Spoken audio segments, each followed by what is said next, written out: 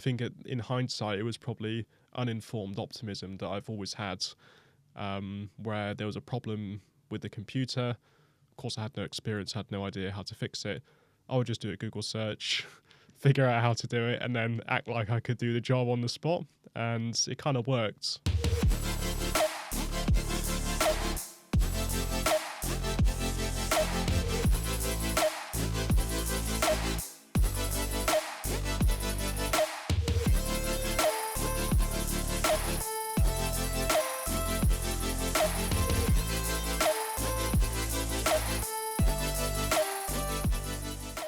Leo, welcome to the show. You run a digital product studio called Solace Digital. You founded that in March 2020. Since then, you have built over 130 digital products with over 30 million users worldwide. Since then, you went on and founded another business called Curvo AI in the sales AI intelligence space. Welcome to the show. Tell us a bit about Curvo. Thank you. Great to be here and excited for today's discussion. So Curvo AI is a deal intelligence tool. We focus uniquely on providing real-time, in-the-moment coaching for reps to make them more performant. So live in your Zoom meetings, we have a heads-up display that shows real-time nudges, interacting to the seller, how they can handle objections, what discovery questions they can ask, and also doing live sentiment analysis. So we're able to deduce what the body language is of the prospect, how they're talking, whether they're concerned, whether they're on the defensive or they're embracing certain questions. And live in the moment, we're able to give the sellers that heads-up display so they can understand what the problems are, how to navigate those high-stakes conversations.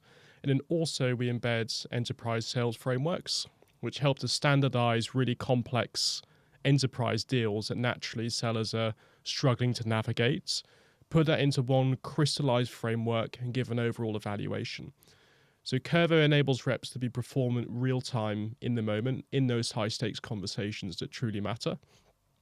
And then after that, we're able to essentially enable sellers to see out their rearview mirror how they performed with an analysis of their meeting, an analysis of their overall deal performance, showing them what the risks are in those deals so they can mitigate those early on, and also showing them how they've scored and performed with a quantifiable scorecard, making selling a lot more objective and scientific alongside the classic foundation of a relationship-based sale.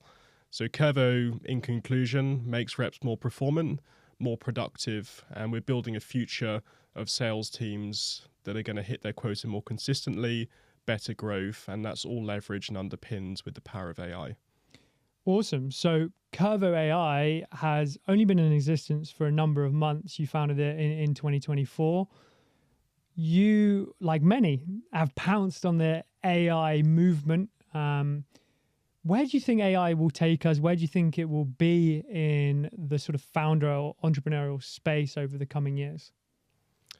I think AI will become a superpower for founders, and it will enable teams to be leaner with 10x or 100x their conventional output. So I think naturally where it's going to take us is a lot of those admin tasks that are laborious and time consuming will suddenly become completely automated. And conventional roles such as assistants, top of the funnel SDRs, bookkeepers per se, a lot of that work will become driven by AI, and it'll be up to the founder to empower the strategy that the AI executes against. And the future will be much smaller teams that are delivering more revenue per employee. And we're going as well into this dystopian future where we see the Tesla, robots that are out there now. They look like humanoids, where I think there'll be an interesting bridge in AI between the physical world, so hardware, and the digital world. And those two meshing together will create a unique outcome where, as we've seen on the news, robots will be in your house doing your cleaning, cooking, going out and doing shopping for you. And in one way make you more lazy, but in another way free up time to do more important things in your life. And I think AI will be an enabler and an empowerer for humans to focus on higher value tasks that they prefer, that are more strategic, that add more value, and naturally where they prefer to spend their time in the long run. But it's going to be a crazy 5 years, and I think getting ahead of AI, staying on that wave and taking and fully embracing it is the key way to see what's going to happen and to be in front of the curve. Interesting. So talking about that curve, let's talk about the Curvo curve. First few months, how has the business performed? Are you happy with where you're at over the first initial months? Just for the audience, as like knowledge, Curvo runs on a subscription-based per seat model. How the first few months been? So I think naturally getting lift off with any SaaS product is challenging. Moving from a consulting-based model selling design, subscription and development services to running a SaaS has been a learning curve, but it's been eye-opening in so many different ways. The first few months we spent on ideation, research, understanding the problem space around our market, and trying to create something that was truly compelling and solved a problem, but also filled a gap, rather than just adding another solution to the plethora of solutions that are available in the category.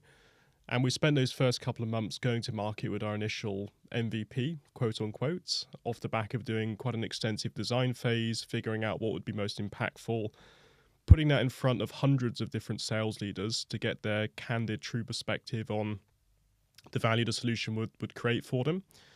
And then going forwards and actually building that minimum viable product. The first version, it's safe to say, was not commercially ready.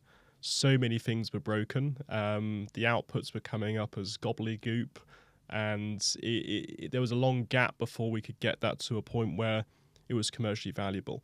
But I think the notion that we've moved so fast means that we've moved fast and broken things along the journey. From there, we then were able to iterate the product quite quickly, rolling out deal level intelligence from meeting level intelligence, making sure that the frameworks and the large language models were super fine-tuned on an individual customer basis. And ever since then, we've seen some fantastic traction. So at the moment, we're closing between 3 and 4 net new deals per week. And those are typically with mid-market companies, along with trying to acquire some enterprise logos in tangent.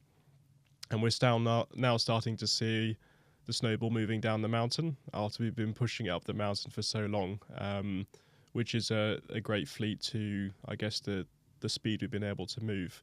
And I think that's underpinned through each new startup you do, naturally you move 10 times faster than the last one. So all of the pitfalls and things that have gone wrong in the last startups, they no longer transpire and materialize, and you focus on what actually matters. And in launching a SaaS company, that's building a super compelling product that solves a problem that's at a market-leading standard and ahead of the competitors, and selling that product. Anything else is a waste of time at the start.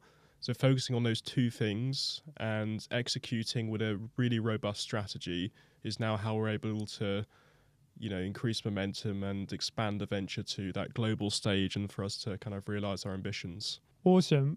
Why did you choose to go for VC funding from the start? Some would say you needed initial traction or the initial few months to go past. You, from the start, went straight into trying to raise funds for Curvo. And that has led to some pretty fruitful results out the back of that as well. For sure. I think there's merit in venture capital to put fuel on the fire and to accelerate rapidly. The challenge I had previously with running a bootstrap business is you feel like there's a glass ceiling to how fast you can grow. Naturally, you want to grow faster, but you don't have the liquidity to do so. And that model is a longer term play. Of course, you retain more equity, but it's a longer term play. Now, in Curvo's context, because it's a product-based offering, it's scalable, the value proposition delivery resonates with a huge TAM of 200 billion globally in conversation intelligence. We wanted to push on the gas from getting out the gate. And we essentially worked firstly on getting a few milestones under our belt before we went to venture capital. So we want to have launched a product. We wanted to have 30K in ARR, and we also wanted to have an advisory board of sales leaders that were world-class in their own respective rights and could help to guide the compass, and to have that foundation around traction where we were actually then growing month on month. And we also needed to orchestrate the proposition in a way that helped to demonstrate what the white space was in the market. So how we're competitively differentiated from the rest of the competition, what unique insight we have that nobody else has, and how we're able to accelerate much faster, both from an execution and strategic standpoint. So we worked pretty quickly, actually, on getting those first milestones in. I think 4 months after launching, we'd hit all of those milestones. And then that enabled us to suddenly check the boxes for venture capital in the UK market. And that's what led us to kicking off the pre-seed rounds and taking that forward. So that was a process where we talked with 80 investors, from angel investors at the start, which I'd say are more the warm-up investors. So naturally, being a US company with a UK presence, we had the luxury of targeting both markets simultaneously for investment. And we kicked off in the US. I had LinkedIn campaigns running, purely cold outbounds, reaching out to US investors that had an overlap in the sales vertical. So we're talking like chief revenue officers or VPs of sales, ones that would understand the intrinsic problem statement we're solving. And just, rammed loads of outbound messages about the traction we've received, the round we're raising, the problem we're solving. And that produced a set of, I'd say, 30 initial conversations. And that was the warm-up stage. And in the warm-up stage, I was working refining the pitch, refining the introduction, the way in which we're articulating our defensibility, and getting to a point where we had something super concrete and coherent that would be interesting and provide sufficient conviction for investors. And after that warm-up phase in the US, we got a couple of initial commitments, and then we moved to institutional investors. And that's where we kicked off the proper campaign in the UK. And the way in which we did this was not through cold outbounds from venture capital. We essentially onboarded 5 advisors who are all startup founders that have previously raised or exited founders that have a really strong, valuable VC network. And each one of those had 10 to 20 introductions to funds within the UK. Some of them were pretty fruitful in the sense that we got, 10 meetings off one particular advisor. And that provided all of the deal flow for us to have like 40 meetings in the space of 3 weeks with the vast majority of funds here in this market. And that led to us creating this FOMO machine. So each week we were sending 2 investor updates, one on Monday, one on Friday. Those investor updates on the Monday would be related to traction and product. On the Friday would be related to the fundraise. And that naturally kept a momentum and feedback loop where investors were becoming FOMO. They're saying, look, the company's doing really well, it's growing. And they were like, why are they sending us 2 investor updates per week? They must be doing astronomically well. And that led to, us getting free term sheets from different investors in London, predominantly pre-seed funds, and also getting a pull factor from the remainder of the angel investors that we'd had conversations with that were kind of leaning on the fence, and to bring those back into the fold and into the main stage. And that has been the process. It's fair to say that fundraising is a huge distraction. So although you're raising liquidity, it does really pull you away from what matters in the business. And we noticed since we kicked off the fundraise, some of the growth slowed down from a sales perspective. And it became a juggling act because naturally the CEO has to go out and raise the capital. And that can take up 30, 40, 50 hours a week, depending on the intensity of the fundraise. And that naturally diverts you away from core business activities. So I think it's around the timing and the planning of when to do the fundraise, doing it in a short and sharp format. So like 3 weeks, you have as many meetings as you possibly can. You build up the FOMO, you get the term sheets in, and then you close. And then you progress forwards with the business and, maneuvering the sales funnel. And as of late, as we've been closing in the last couple of weeks, we've now focused back into sales. And that's where we started to get a huge enterprise pull.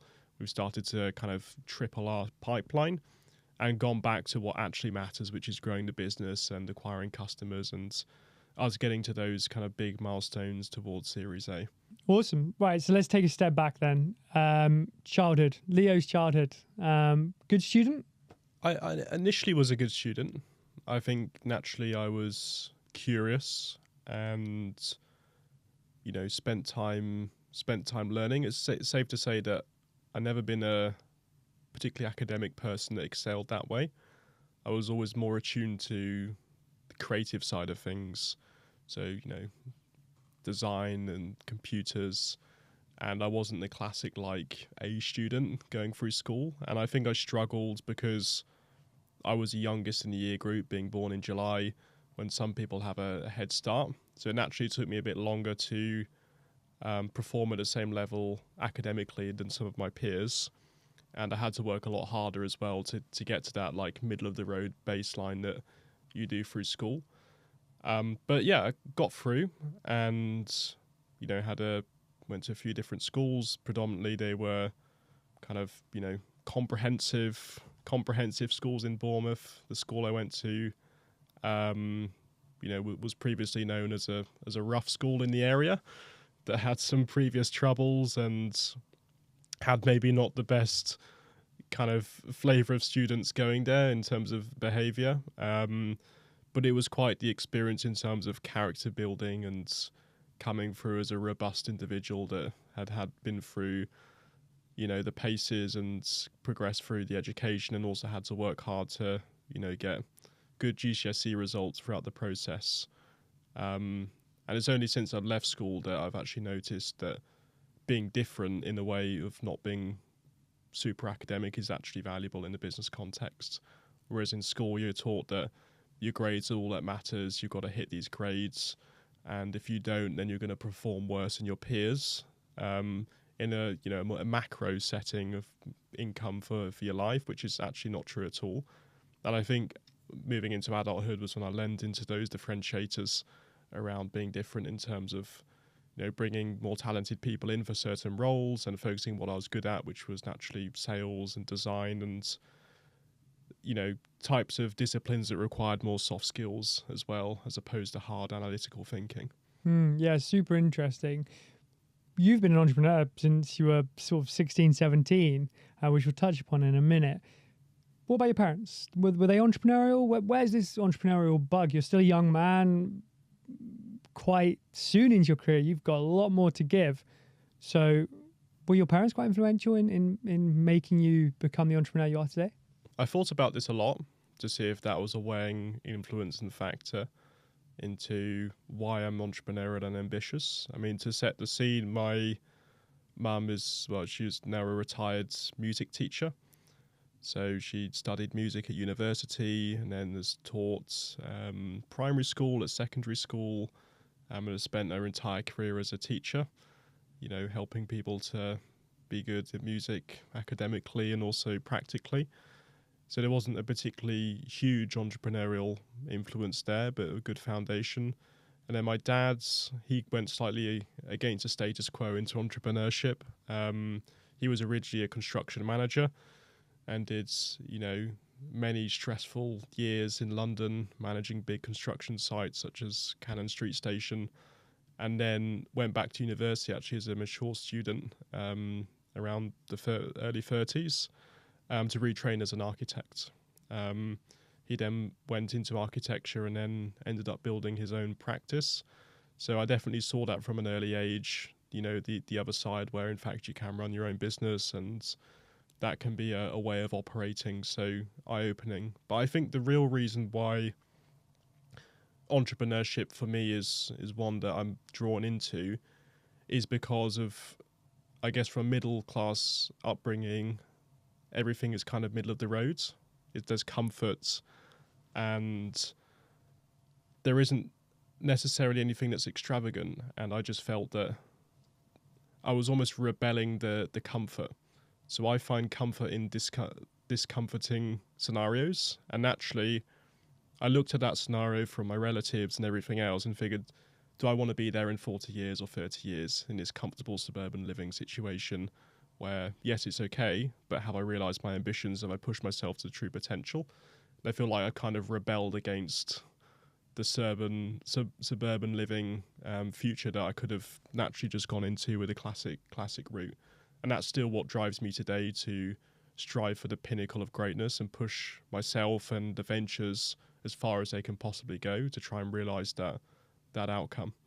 So that sort of ambition and making sure Leo lived up to his full potential, Was that something you had from a young age, or was it when you started to dabble in entrepreneurship sort of in your late teens?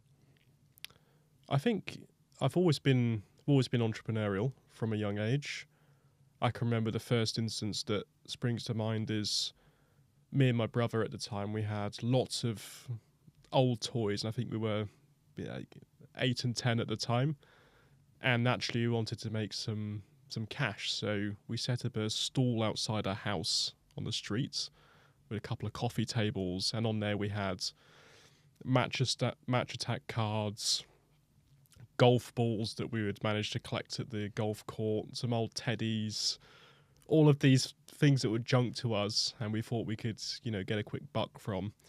And we used to stand on the roadside with a sign, a whiteboard sign, and it said "for sale" on it. We used to just pull that in front of drivers. And I think the intrigue and sympathy card naturally led us to get a few sales there. And that was a good initial experience of the fact you can get out there and sell stuff. And then as I grew up at school, I used to sell chocolate bars. So I would go and buy a 4-for-1. I think 4-for-1 was £1 for 4 Mars bars or 4 Snickers or 4 Bounties from the supermarket, and then I would take like 2 or 3 lunch boxes into school, ram-packed with these chocolate bars. So 4 Mars bars, 4 Snickers, 4 Bounties, and naturally you make 100% gross margin because you're selling them at 50p a unit and you're making £2 for a £1 initial investment. And I did that for a while and, made some pocket money along the roads. And then I think towards when I finished school was where I started to get more serious into entrepreneurship. And naturally, in every summer holidays, I was just glued to the computer. I used to spend my entire 6 weeks at the chair doing web design, teaching myself, how to kind of program, all kinds of things, really. And I just felt that was a lot more interesting than what else I could be doing at the time, which was going out with friends, messing about. I did some of that, but I think that for me was where I felt there was most sanctuary in terms of interest and stimuli. And naturally, I spent every summer holiday glued to the chair. And I think it was after I left school in that particular summer holiday where at the time I'd wanted to get into IT, and I built my first computer from scratch, bought all the components, assembled it, figured out how to do water cooling, got that rig set up, and then I figured actually, I could be an IT technician. So naturally, I went to all of the IT shops in Bournemouth and handed out my CV to all of these various places. And, obviously had lots of nerves at the time. Went through, handed out to 10 people. They all said no. So I thought, all right, I'm just going to do it myself. I thought, if they're not going to take me in, I'll start my own business. So at that time, I started a kind of custom building PC business and IT support. And I built, since I was 16 to 17, I think was the time where I was building that up, built over 15 computers. These were like gaming rigs, kind of work computers, and then kind of dovetailed into building servers, so network attached storage devices that you have at your house that, you send files to and store terabytes of data, and then naturally started to do that for a few architecture practices in Bournemouth, going in, doing their IT support.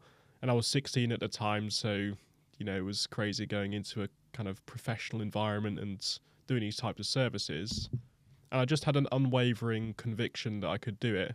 And I think in hindsight, it was probably uninformed optimism that I've always had, where there was a problem with the computer.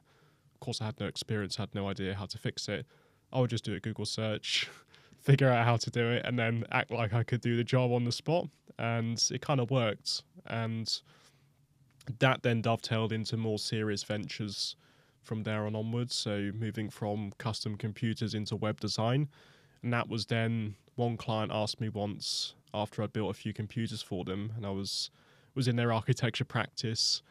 And I was showing them my website at the time. They said, "Oh, where did you build that on?" I think I made the first website on Wix website builder. And they were like, "Look, we're looking for a new website. Actually, can you do it?" Of course, I couldn't, but at the time, I said yes. It was something like a £200 website. It took 6 months to do, and I had to learn on the job how to do WordPress, build themes, everything else. And then I suddenly had the realization that software was a lot more scalable than hardware from a margins perspective, and naturally you didn't have to go crawling under desks, fitting cables and building servers. You could do it just behind a glass monitor and scale up. And that's what led me into, starting an agency and going more serious into product design. Amazing. So before we jump into Solace, which is the business you're mentioning there, or the formation of that, I recently digested a piece of content that you talked about an events business or an event that you tried to run when you were 17, away from the laptop, sort of real world events, diving into that as a 17-year-old. Run me through that.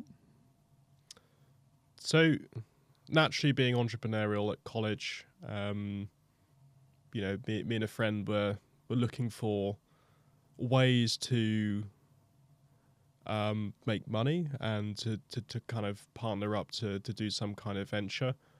And it was all, a lot of the themes were centered around community building, and we kind of got on the line of thinking of events. And naturally at college, you're going to parties and you're starting to get to the adult years where you're going to nightclubs, etc. And the kind of factors from that led to seeing problems in the market.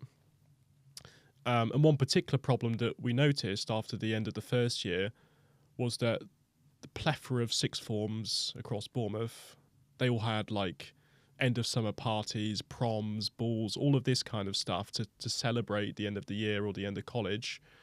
And at the college specifically, there was nothing. So we noticed, look, we've got this critical mass of students that have got nowhere to go to this summer. How are they going to celebrate finishing college?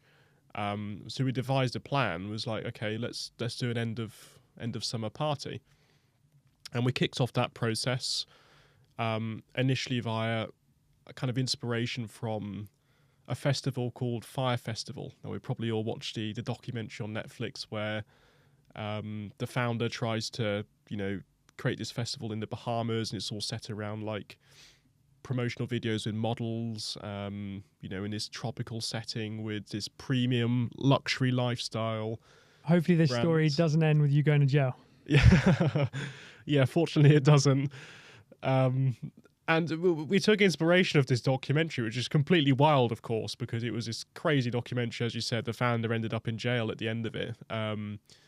And we just saw some merit in the way specifically the marketing had been done that's attracted this audience, that's created this pool for all of these people to go out of their way to go to the Bahamas for this festival. Off the back of seeing that and realizing that this gap in the market was coming up, we thought, look, let's do a nightlife event. Let's put on this night. And so we started emailing. We emailed all of the venues in Bournemouth. These were the nightclubs at the time.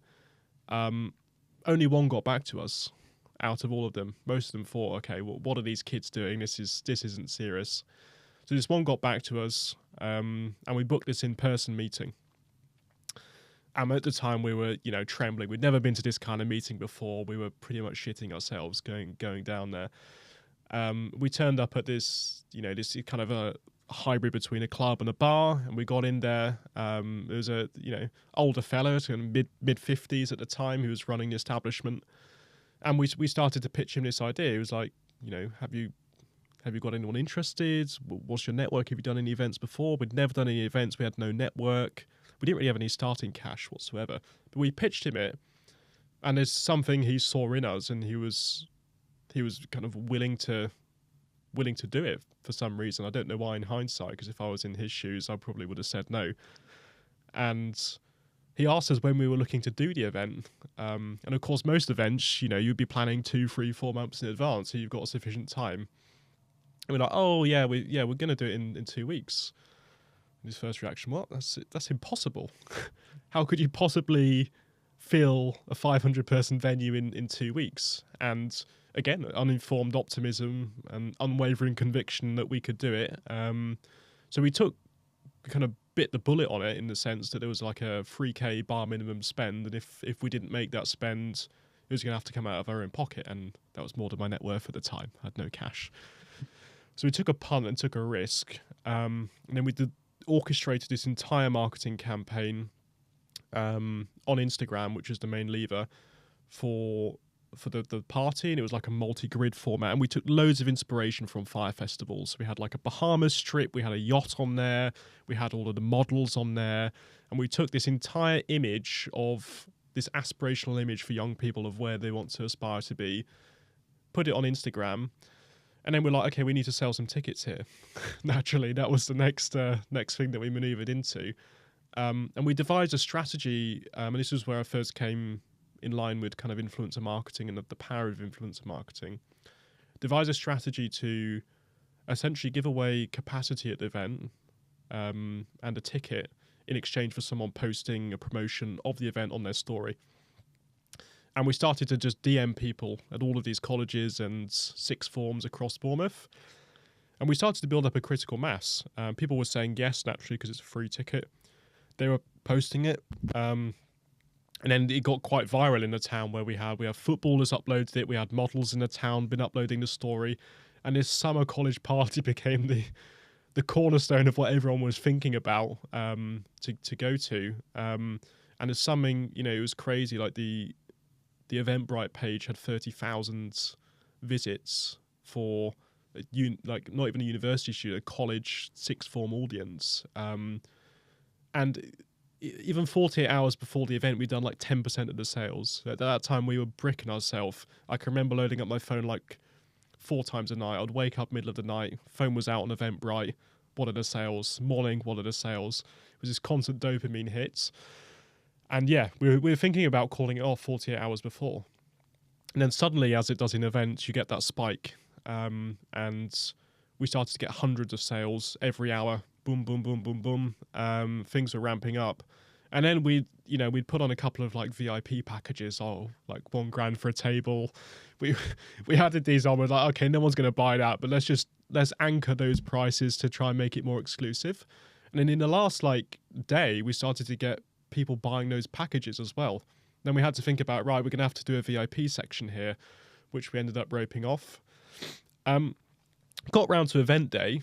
Event day at the time, I was crippled with anxiety for this particular event. It was heavily stressful, and I was sick, physically sick, before actually going to the venue. That much pent up anxiety of the actual event, and got down there and started setting up as you do.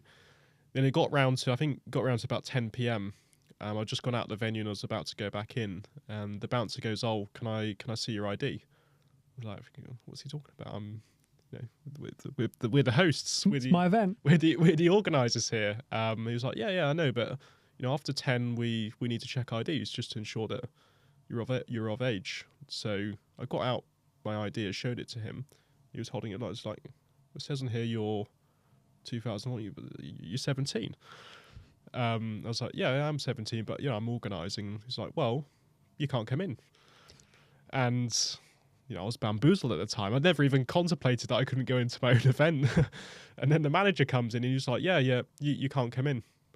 So that was a huge disappointment. Like, we built this up. We had this queue of people coming. We had sold out the capacity and I couldn't even go into my own event. So I spent that time outside with the bouncers doing queue management and not even getting access to the venue. But I think that entire experience was a great understanding of, one, that you're never ready to do anything, and taking that leap of faith early on will enable you to get ahead. Even in unfavourable circumstances, you can still win.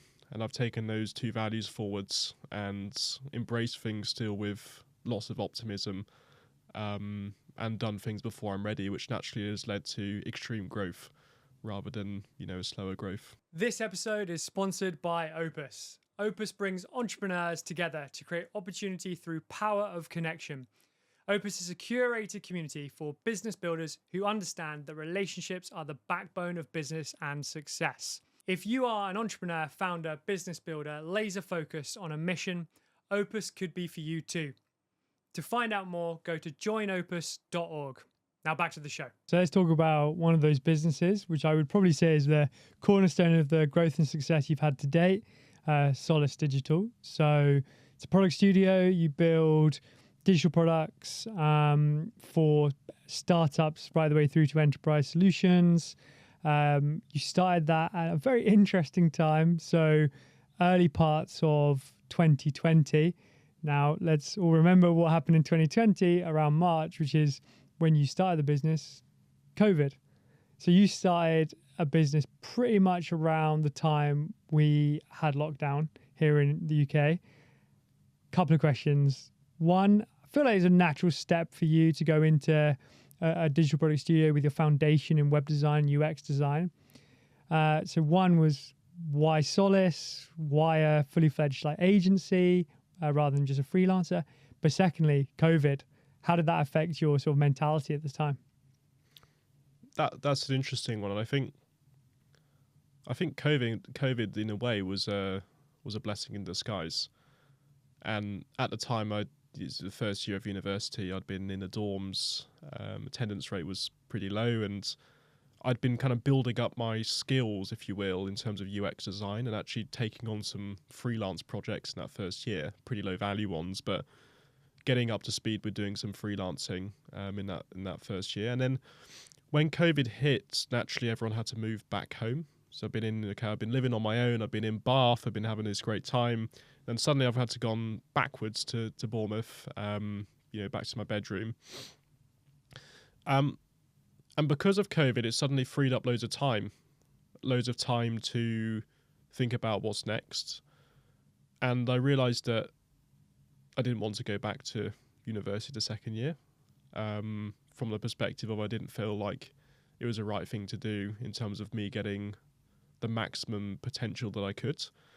So I decided to start an agency pretty much on the whim, actually. The agency morphed into something much more mature today than it started off as. It started off as just a WordPress web design agency. That's the main skill that I had at the time.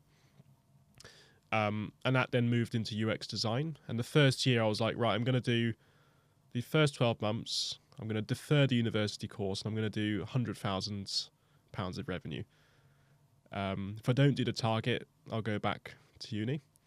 It's quite an ambitious target for £100,000 in revenue. What gave you that figure?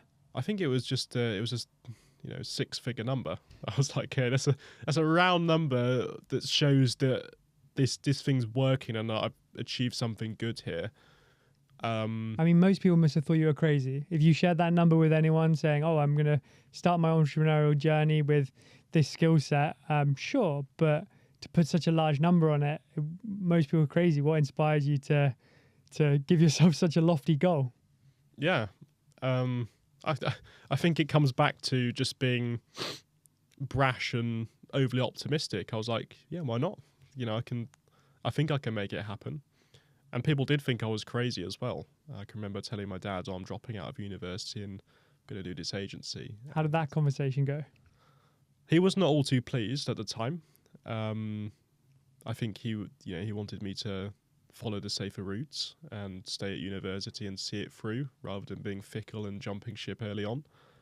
But I was pretty adamant that this is what I wanted to do and that I was going to make it work. So had that hard conversation. And I think now he's, quite pleased that I took that pathway.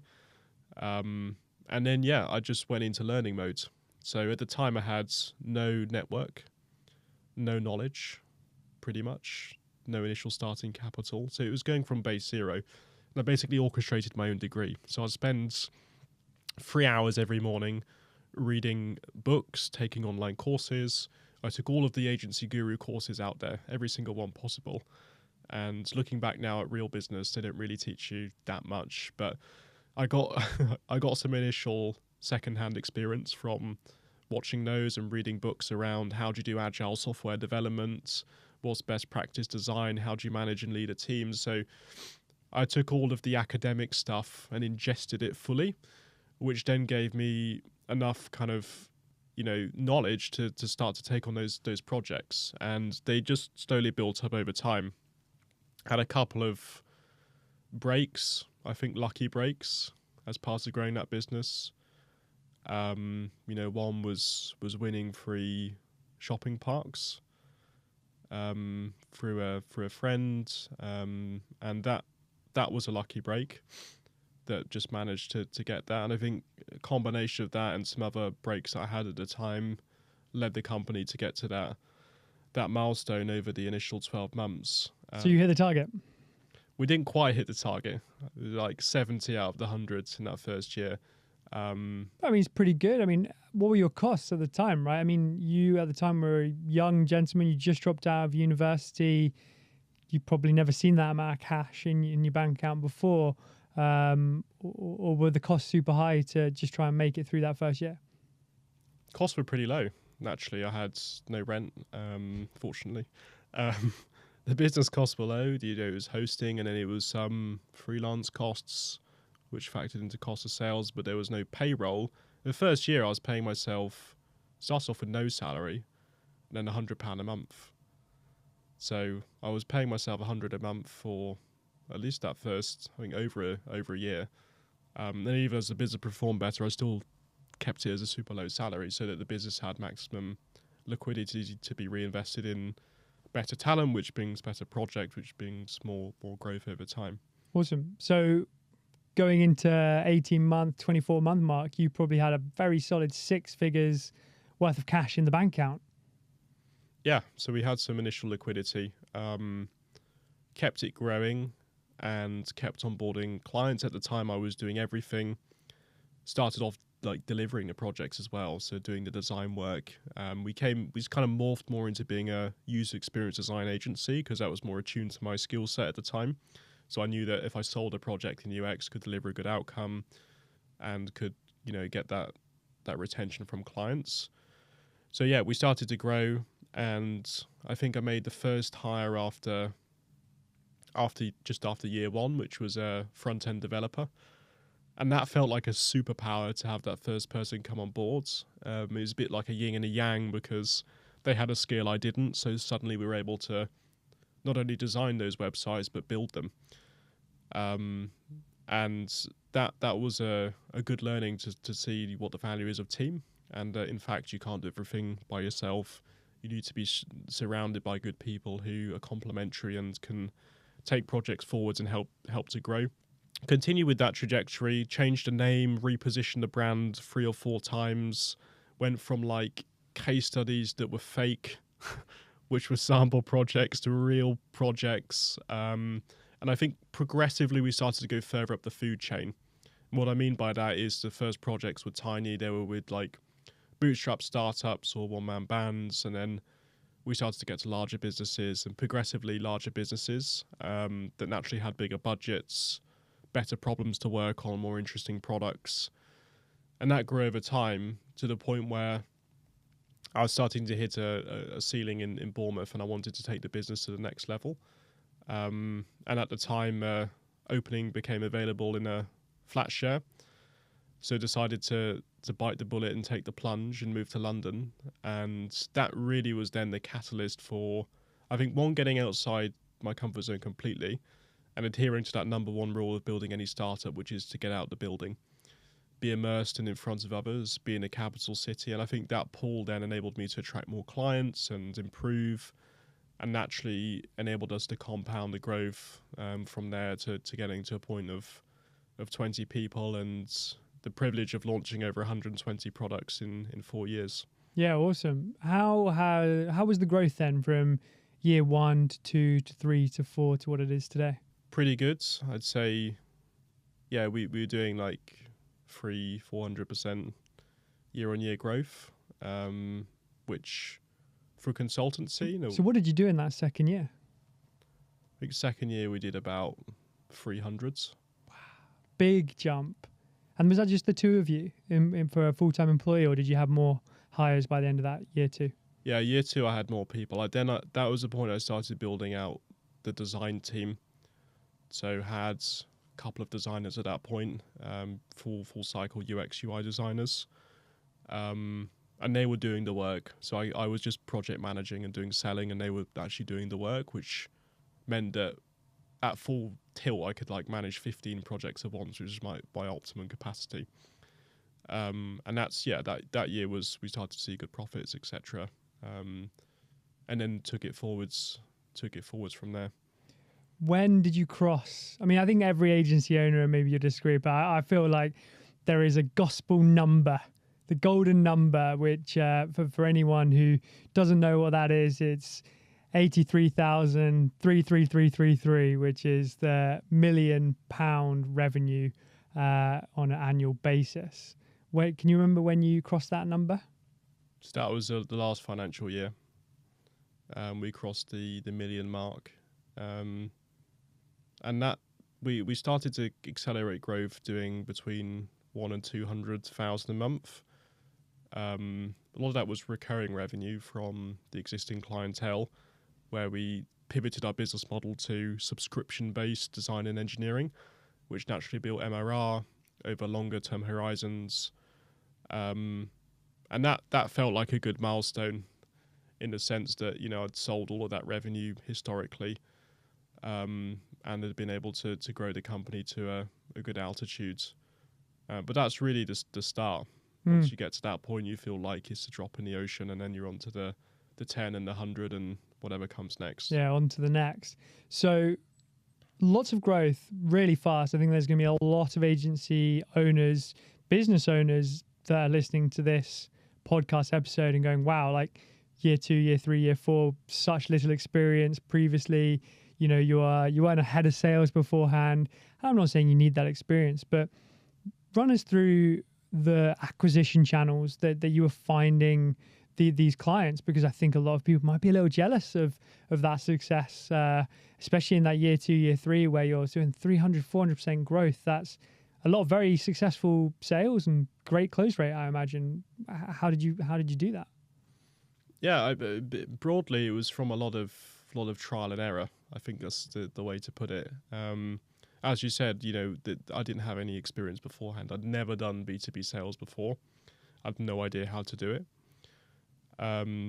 Going into it, I mean, I had some strengths in the sense that I was articulate and could get points across and, build conviction with clients, but I had no idea how to run a deal cycle, or I didn't even have the knowledge on the content. So the initial way that we got it off the ground was a combination of design portfolio sites, which now are much harder to obtain work. So at the time, there was a couple of sites, Behance being one, another design portfolio site called Dribble. And what used to happen there is clientele would post freelance projects on the project board. And I figured actually this was a gold mine, because it was in the time where those sites had pretty low traction from a design perspective, but high traction from a client perspective. So I used to just apply to every single one. And eventually I hired a VA to apply to every single job that would ever come on there. And we started off getting loads of rejections. Initial close rate was about 10%, something astronomically low. And just improved the hard way through repetition and trial and error. And I started off doing discovery calls, so going straight into full cycle selling, whereas a conventional sales route is you start as an SDR, then you become an account executive. Once you've, booked the meetings, then you can close them. I just started on the closing piece. And then that well started to dry up. So it was a short-lived well, but Dribble started to dry up, Behance started to dry up, and I figured out I need new acquisition channels. And that's where I started to learn cold outbound. So I think it started off with cold email and understanding, how to get a message across that booked meetings, and getting pretty crafty with those messages. I can remember one of the initial acquisition channels was to host a founders accountability group. This was the time I was still in Bournemouth, and I ran a cold email campaign to Series A founders in London, inviting them to an accountability group. Naturally, that led to conversations, non-salesy ones, and then into this group. And a lot of work then came off the back of that, and I'm still in touch with a lot of those people today. And then scaled up the cold emailing, going after accelerators like Y Combinator, Techstars, Antler, figuring unique ways to get through to founders. And that then became a channel. And I think what we did was this concept of channel stacking. So we'd do Behance, we would optimize the hell out of it, get it to a really great place, and then automate it. So I was channel stacking, then I did email, got it to a good place and automated it. And then from email, I went on to LinkedIn. And I used to have like a manual Trello board where I'd write all of the founders that I wanted to target on one column. I'd move them through the board and took a unique approach to targeting them, where the first one would be a voice note on LinkedIn, which not many people do. And every time you get one, you're like, right, what's this? It's like a pattern disrupt. So started recording voice notes at scale, and then also doing Loom videos. And I can remember acquiring some of the initial clients via, I'd spend a whole day at WeWork doing 50 free 5-minute website audits where I'd record myself on their landing page, grilling it in a positive way, where I'd say, look, your value proposition isn't delivered right, your call to action needs to improve, the information architecture isn't legible. I'd deliver loads of value, and not all of these would get watched. So I'd be recording some audits that ended up in the bin, but the ones that did get watched, it was quite a shock because I've spent time researching them. I've done this huge Loom video explaining how they can improve. And that led to some really good meetings and some sales off the back of it. And LinkedIn was a great driver. And then eventually after doing all of these channels, I realized that actually I needed to also be doing cold calling. And that now is a great lever, but it took me a while to get the courage to do it. And then went into cold calling and learned how to do the script, trembling the first times on the phone, got better and iterated and took hundreds of rejections. And then that became a channel that we're able to use. And I think over the course of building the agency, we've been stacking the lead acquisition channels and perpetually innovating and trying new things until the point where one of them would work, then we'd be on to the next. And that enabled us to have a diverse mix of channels where we're getting leads from. And 70% of that was outbound. And most people don't build consultancies through outbound models. They rely on referrals or they build an inbound motion. So we did the hard labor that other agency owners weren't willing to do, picking up the phone, doing 50 Loom videos a day, the types of things that, for most people would be a lot of friction and discomfort, which they certainly were. But that enabled us to get the fast growth and the lift off to where we got to today. Yeah, amazing. So one thing I have left off this podcast episode so far is your age. You're only 23 years of age, which is super impressive that you're already leading, running and growing one 7-figure revenued business. You're crazy enough to go and start another one on the side, which is already doing 6 figures plus of revenue. I'm sure it's well on its way to the 7-figure mark as well. What's inspired you to not just settle for the one business and grow that onwards and onwards? And to be honest with you, split your attention to another business. Do you think you're going to be able to manage both? How are you managing that? And I guess why? Yeah, it's a great question. I think naturally being entrepreneurial, you have lots of ideas, right? As you go along, you have ideas that you want to execute upon. Focus is important, and you have to choose things that you think are good from a founder market fit perspective and that you can add value. I think building a SaaS in conjunction with an agency goes very well hand in hand. I'm fortunate to get the agency to a point where I'm no longer doing any delivery. The account management part of sales is running itself, and the requirements are less stringent than they used to be, where I was managing projects, doing design work and being in the weeds and the trenches of everything. So I was fortunate to get it to a position where it didn't require a 40-hour work week per se. It required more so like a 10, 15 hours of input. Naturally freed up a lot of time. And I wanted to start something that had a more exponential lever.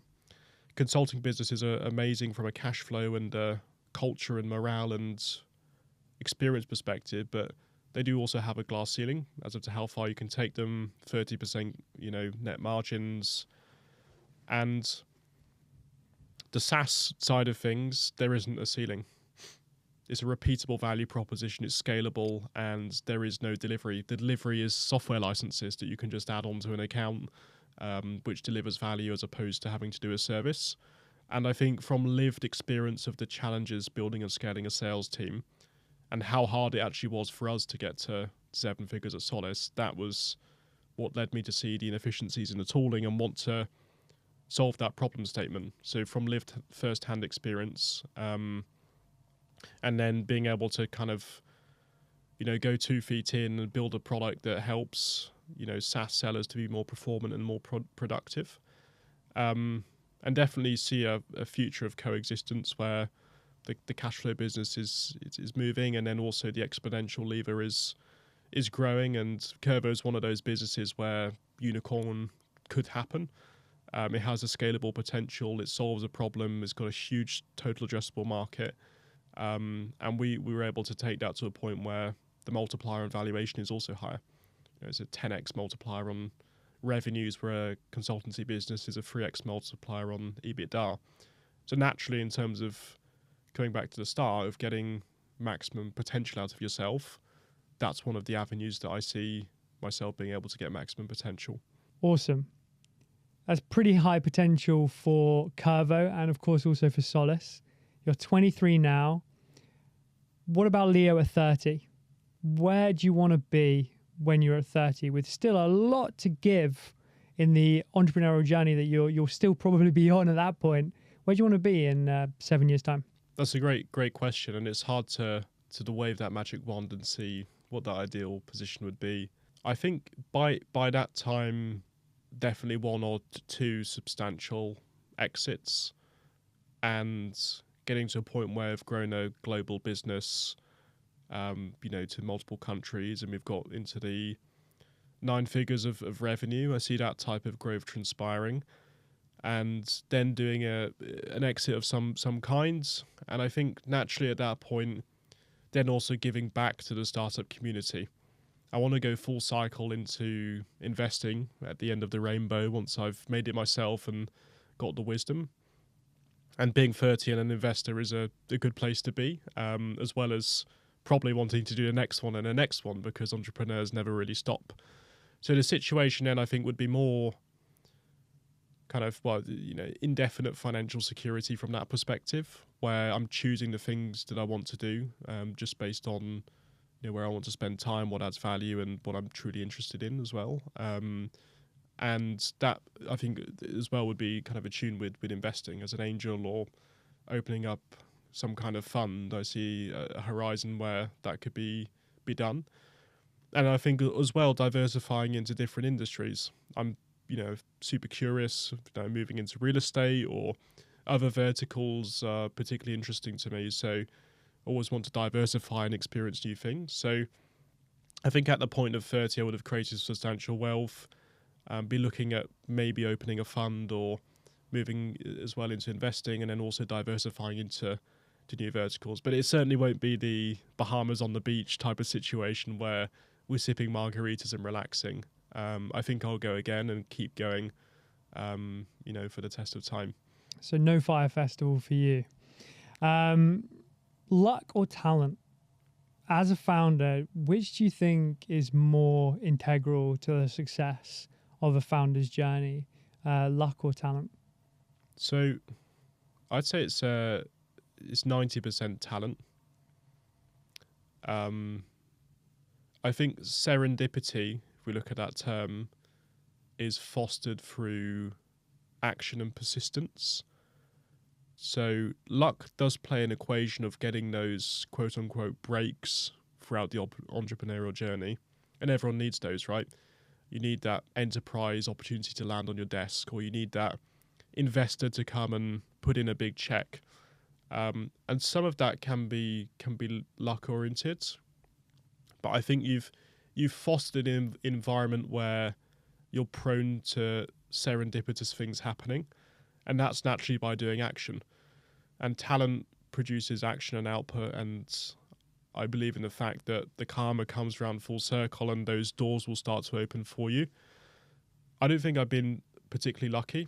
I've had small breaks, projects that I've maybe landed that I wasn't experienced enough to do at the time, but still delivered and, had satisfied clients where there was value. And I've opened most of the doors just through persistence and perseverance when getting hundreds of rejections from all different angles. So luck to a degree, but I think proportionately it's much less significant than talent, and talent is the key lever that will push you through even in a situation where you've got less luck.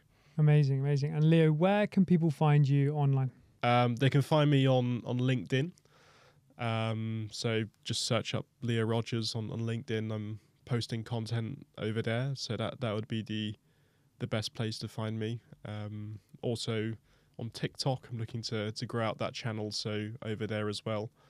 And looking forward to staying in touch with any of you that are interested in connecting. Amazing. Leo Rogers, you've been my everyday founder. Thank you so much. Thanks, James. Been great. Really appreciate it.